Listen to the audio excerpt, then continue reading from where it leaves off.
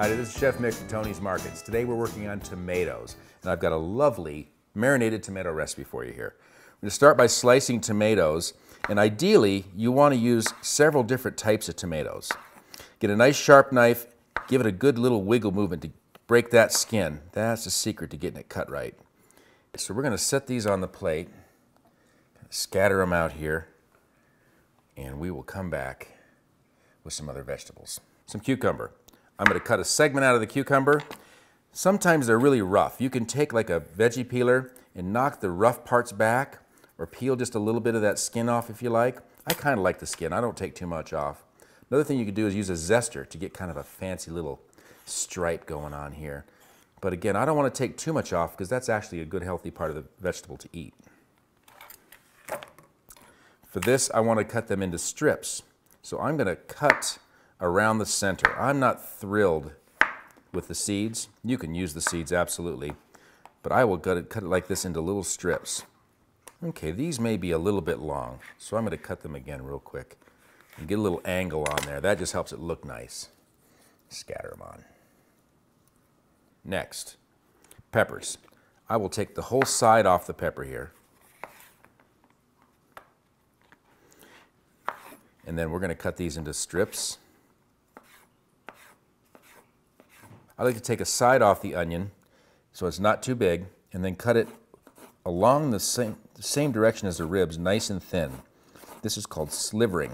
I've got some asparagus. I actually pre-blanched this. I don't want this too big either. I'm going to cut these in long little biases. Now some mushrooms. So I'm going to kind of lift and mix this a little bit better. So some of the vegetables are near the bottom.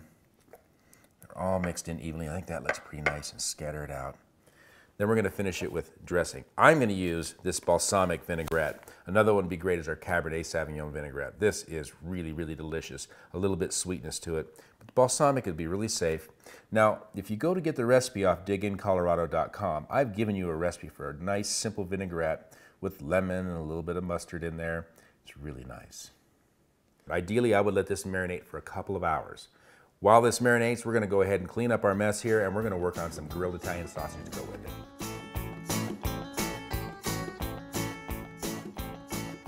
Oh, and this sausage is cooked just right. Cut it into slices here. I like to grill the sausage and let it sit for about 5 minutes before I use it. That way the juices stay in the sausage rather than draining all over the board. So, I've got one sausage here I'm going to put on a bun. We'll try one this way, and we're going to try one on the little pieces of bread like this here. We'll just put little slices on there. This would be more for an appetizer. And let's go ahead and finish off our salad. A little bit of cheese. I've got some feta cheese here, or a chev, or you could use Parmesan curls would be great. Some chopped herbs. I've got some tarragon and some basil and some oregano out of the garden. These grow wonderfully. Give that a sprinkle on top. Some olives. Some nice pitted olives, Kalamata olives. We can serve this with our sandwich on the side. We could put this on top of our sandwich. That would really be nice. Oh yeah. Now we're talking. So, a marinated Italian salad with tomatoes and garden vegetables, along with some grilled Italian sausage. And then we've also got some appetizer size ones we can do here. Put a little marinated tomato on there. Beautiful.